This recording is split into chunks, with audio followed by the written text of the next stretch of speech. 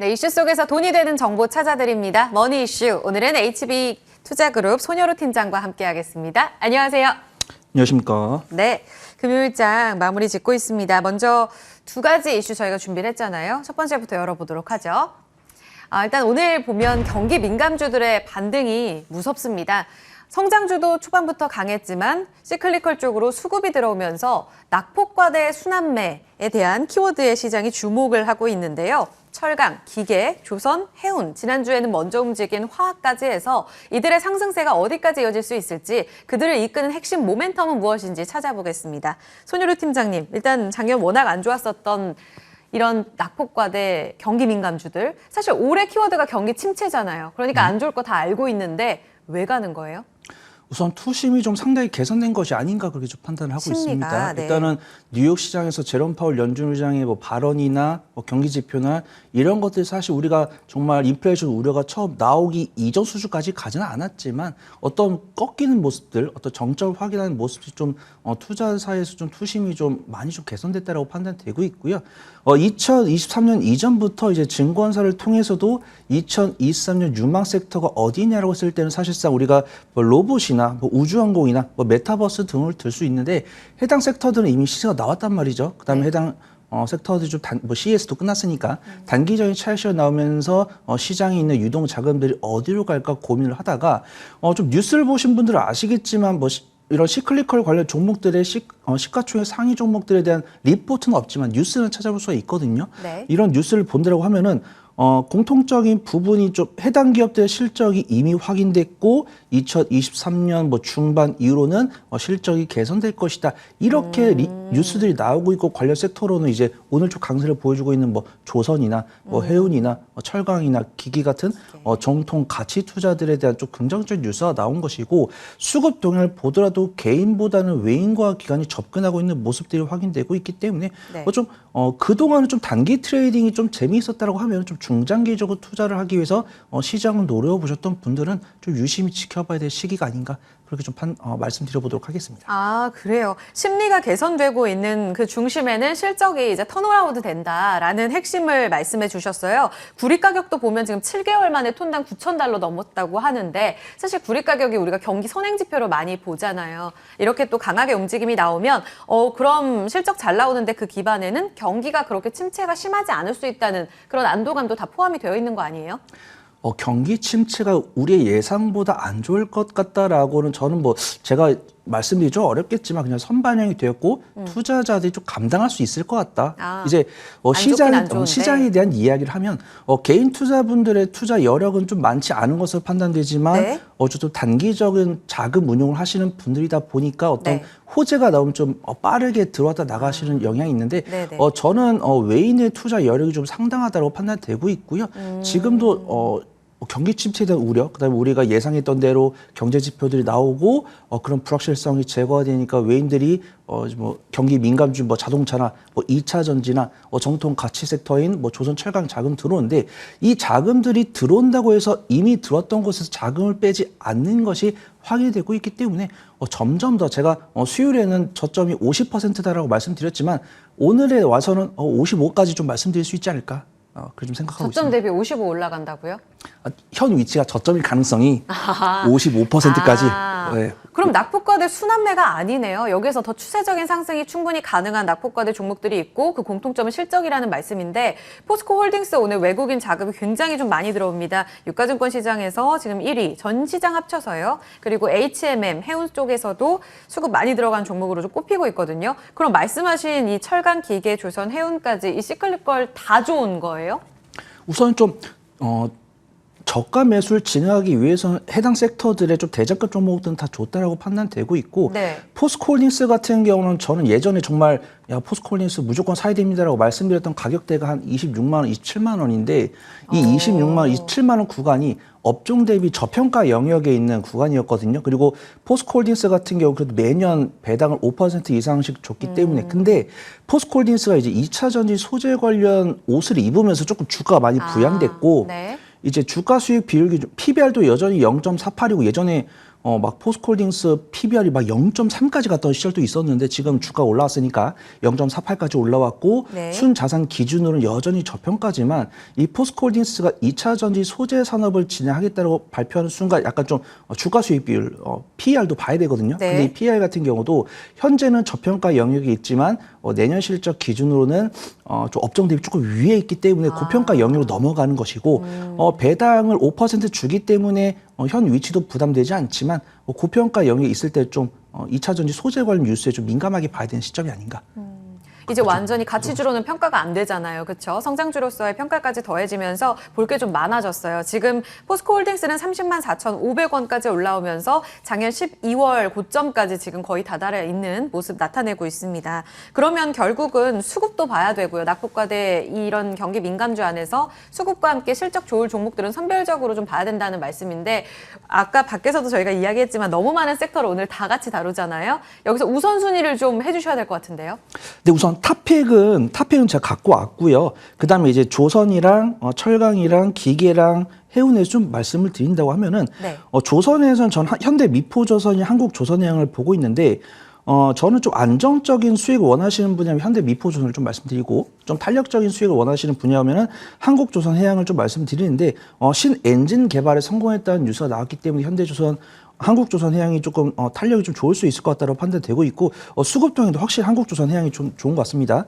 그다음에 철강 같은 경우는 조금 제가 이제 탑픽을 철강을 갖고 왔기 때문에 네. 포스코홀딩스는 좀 성장주 평가가 좀 더해졌다. 그 부분을 좀 감안해 주셔야 된다고 판단되고 있고 기계 쪽에서는 또 우크라이나 재건 관련 뉴스가 나오고 있기 때문에 네. 뭐 현대 에버다임이나 대보 오늘 같은 종목도 좋더라고요. 괜찮지만 좀 안정적인 수익을 원하시는 분이라고 한다면 두산밥켓이 여전히 좀 저평가 매력들을 갖고 있고 저점 대비 얼마 올라오지 않았고 현대건설기는 조금 추세가 좀 부담되지 않나 그렇게 좀 저는 개인적으로 판단을 하고 있고요. 네네. 뭐 HMM이나 페노션이나 대한해운 같은 경우 이제 많은 전문가분들께서 말씀해 주시는데 너무 강해요. 우선 저는 페노션이 가장 좋다라고 판단되는데 일단 뭐 실적 기준으로 저평가 매력도 워낙 심하니까. 네네. 근데 이제 오늘 좀 탄력이 나왔기 때문에 네. 좀 부담된다. 눌림목에서 공략하실 수 있는 분이라고 한다면 페노션이 괜찮지만 저는 대한해운도 좀 이 해운으로 수급이 네. 확 몰렸을 때는 네. 대한해운도 탄력이 굉장하거든요. 그래서 좀 그 두 종목을 좀 보시고 HMM 같은 경우는 이제 뭐 매각에 대한 좀 구체화가 된다라고 하면은 그때 좀 접근해 볼 수 있지 않을까 네. 그렇게 보고 있고 제 탑픽줄 공개해야 되죠. 잠시만요. 그 전에 섹터별 지금 토픽을 주셨잖아요. 네. 한국조선해양, 포스코홀딩스, 두산밥켓, 대한해운인데 그럼 이 순서대로 지금 시클리컬 이 경기 민감주 안에 우선순위를 정해 주신 거예요? 조선, 철강, 기계, 해운 맞아요? 네, 우선 조선, 철강, 기계, 해운에서 잡아드린 거고 일단은 해운이 먼저 오늘 해운이랑 철강이 오늘 좀 강세를 보이고 있고 네. 조선이랑 기계 뒤쪽으로 수급이 돌아갈 것으로 전망이 되고 있는데 우선은 만약에 자금이 좀 제한되시면 철강이랑 해운 먼저 매매하시고 해당 종목도 한 5에서 10% 수익 보시면은 매도를 하신 다음에 조선이랑 기계 쪽으로 가시는 게 좀 회전율을 좀 키울 수 있지 않을까 그렇게 보고 있습니다. 알겠습니다. 회전율에 자신 있으신 분들 참고해 보시고요. 토픽 들어보겠습니다. 네, 제가 준비한 탑픽은 금강공업이라는 종목이거든요. 철강 쪽에서 네, 주셨고요. 이제 아시는 분들은 아시겠지만 네. 배관용 구조형 강관을 제조해 판매를 하고 있고요. 이제 어떤 모듈러 사업을 이제 기타 부분에서 모듈러 사업을 진행을 하고 있는데 네. 이 모듈러 하면 이제 투자자라고 하면 번쩍 알겠죠? 모듈러? 네옴시티? 뭐 이렇게 무슨 뭐 아랍에미레이트 이런 식으로 나와야 되는데 그렇습니다. 이제 가장 먼저 모듈러 주택에 대한 수혜가 나올 수 있고 이런 모듈러 주택에 필요한 부품을 만드는 거푸집을 만드는 금강공업이 좀 수혜를 입을 수 있다라고 판단되고 있고요. 일단 그냥 단순하게 테마로 가까운 게 아니고 실적도 꽤 나오는 종목입니다. 올해요. 네, 2021년에 대폭 실적이 개선된 이후에 네.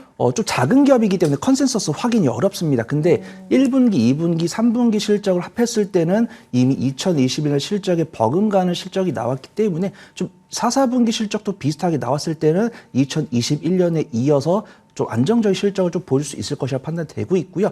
3, 4분기 실적이 안정적으로 나왔을 때 단기적인 슈팅이 나왔던 종목이기 때문에 어떤 네옴시티나 이런 아랍에미레이트 신도시, 스마트시티 관련해서 모멘텀이 좀 늦게 나오더라도 실적으로 좀 끌고 갈 수 있는 종목이다라고 판단되고 있고요.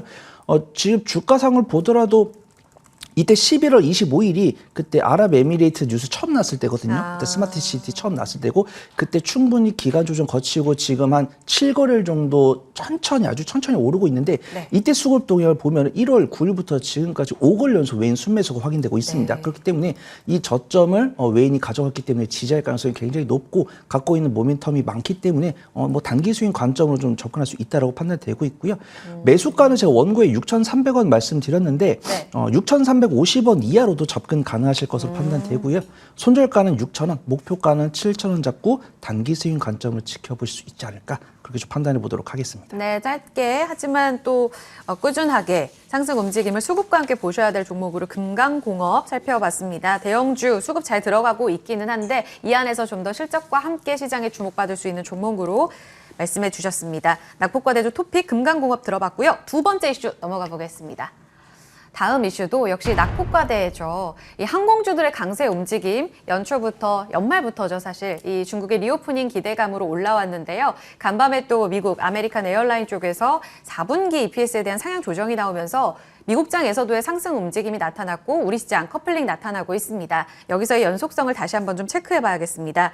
돈으로 연결을 지을 수 있을지 지금이라도 담을까에 대한 고민을 다들 하실 것 같거든요. 오늘 대한항공이 외국인 수급 많이 들어가면서 3% 상승 나오고 있습니다. LCC도 괜찮고요. 일단은 이 재료 자체요. 연속성을 좀 체크해 봐야 될 것 같은데 4분기에 우리 항공주들도 다 좋습니까? 네, 우선 뭐 뉴스를 찾아보신 분도 아시겠지만 LCC 관련 종목들 중에서는 좀 4분기에 흑자로 이제 분기 실적에 한해서 네. 흑자로 전환될 가능성이 있다라는 종목들이 있고요. 항공주 같은 경우 낙폭 과대주라고 이제 표현을 해주셨지만 저는 철강이랑 기계 이런 종목들과는 달리 리오프닝에 따라서 한번 좀 슈팅을 보여준 이력이 있기 때문에 좀 눌림목 공략을 좀 시도를 해야 되는 섹터가 아닐까 그렇게 판단되고 있고요. 네. 일단 오늘 강세를 보여준 이슈는 이제 앵커님께서 말씀하신 것처럼 어떤 리오프닝에 대한 기대감이 실망감이 중간에 한번 있었죠. 이제 네. 중국발 입국자에 대해서 우리가 비자 발급을 하면서. 중단한다니까 중국에서 역으로 나왔다가 네. 다시 한번 또 좀 수요 회복 기대감이 나오면서 좀 기술적 반등이 나오는 것이고 이제 또 미국에서도 좋은 뉴스가 나오니까 네. 그 중에서도 이제 좀 대한항공이 좀 수급이 좋고 항공 관련 종목들은 제가 오늘 보니까 다 코스피에 상장이 되어 있기 때문에 사실 4년 연속 적자가 나오더라도 사실 뭐 거래 정지나 이런 위험은 없습니다. 하지만 4년 연속 적자인 기업을 뭐 긍정적으로 말씀드리기보다는 우선은 어떤 감사 시즌 넘어가면 제가 좀 긍정적으로 말씀을 드리고요. 일단은 그래도 투자의 기본은 초과 수익을 내는 거지만 잃지 않는 게 1순위 아니겠습니까? 그래서 잃지 않을 수 있는 종목들부터 먼저 매매를 하시고 2년 수익이 남으시면 그때는 좀 매매의 재미를 좀 느껴볼 수 있는 그런 포트폴리오 운용 전략을 좀 갖출 수 있지 않을까? 그래서 말씀드려보도록 하겠습니다. 알겠습니다. 여기도 역시 실적을 좀 확인해야 하는 거잖아요. 그렇죠? 그리고 다음 주부터는 이제 다시 또 연휴 모드에 돌입하지 않습니까? 연휴 때 어디 가시나요?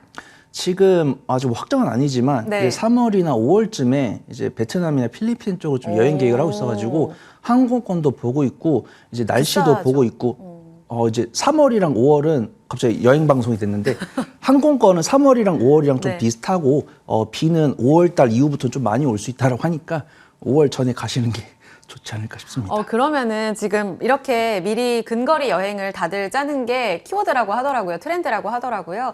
이렇게 손 팀장님처럼 여행 계획하시는 분들도 많으실 거고 지금 당장 중국의 춘절 이런 기대감도 함께 반영이 되고 있지 않습니까? 이런 부분을 봤을 때 좀 근거리 키워드에 우리가 포커스를 맞추면 LCC 쪽 많이들 보실 것 같은데 이쪽으로 매력도가 더 높은지 좀 접근 전략을 할 때 핵심 키워드가 뭔지를 먼저 알려주시겠어요? 우선 저는 좀 누누이 말씀드리는 게 성장성으로 기대 수익률을 찾기 전에 좀 펀더멘탈부터 좀 보거든요. 제가 뭐 예전에 뭐 이제 CES 관련 하드웨어 말씀드릴 때도 당연히 영업이익이 흑자 나오고 있는 기업들, 그다음에 네. 소프트웨어를 보더라도 좀 신생 기업 아니면은 흑자가 유지가 되어 있어야 돼요. 왜냐하면 신생 기업이 아니고서는 적자 폭이 유지가 되면은 거래소에서 컷을 하기 때문에. 근데 다행히도 항공주 같은 경우는 앞서 말씀드린 것처럼 코스피에 상장이 되어 있기 때문에 네. 투자를 좀 진행을 해봐도 좋으시겠지만 저는 그래도 수익을 얻는 것보다 잃지 않는 게 더 중요하기 때문에 안전하게 가자. 안정성을 좀 체크해 보시면 좋지 않을까. 토픽은 그럼 어떤 종목일까요? 네. 그렇다면 이제 항공사 쪽에 좀 관심 있으신 분들은 제가 안정성에 대해서 이야기를 했다고 한 종목밖에 안 나옵니다. 사실 대한항공이고요. 대한항공. 네, 이제 아시아나항공과 더불어서 국내 최대 항공 운송업 중 하나인데 다행히도 이제 대한항공 같은 경우는 여객 사업을 조금 줄이고 운송 사업을 진행하면서 네. 2021년과 2022년 연간 실적 흑자를 유지했고요. 다행히도 뭐 리포트로 꾸준하게 나오고 있지 않지만 뉴스는 꾸준하게 나옵니다. 어떤 3월부터는 유럽이나 미국 관련 노선을 큰 폭으로 늘릴 것이라고 전망이 되고 있고요. 네. 일본 최대 축제에 공을 들인 아오모리 현해의 전세기로 화답하면서 대외적인 좀 항공업에 좀 관심을 두면서 네. 그리고 또 항공 부품 사업에 또 관심을 두면서 좀 신성장 동력에 대한 확보를 위해서 노력하고 있기 때문에 투자자들의 관심이 좀 몰리는 것이 아닌가 판단되고 있고요. 네. 제가 뭐 아시아나항공, 티웨이항공, 제주항공, 진에어, 에어부산이 나쁘다고 말씀드리는 게 아니고 해당 종목들도 외인과 기관의 매수가 들어옵니다.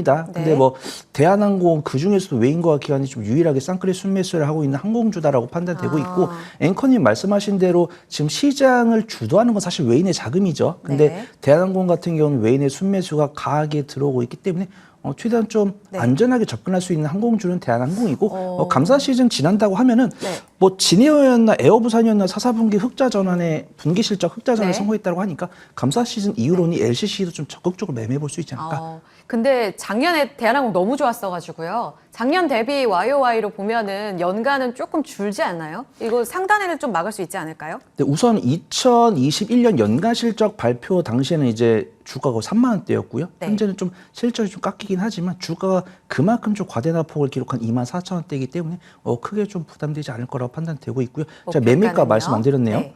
매매가는 24,400원 현재가로 접근 가능하실 것으로 판단되고요. 손절가는 23,400원, 목표가는 27,000원 잡고서 대응해 보시면 좋을 것 같습니다. 네, 짧고 안전하게 갈 수 있는 항공주 토픽 대한항공까지 이야기 들었습니다. 여기서 마무리 지을게요. 지금까지 HB투자그룹 손효로 팀장 함께했습니다. 고맙습니다.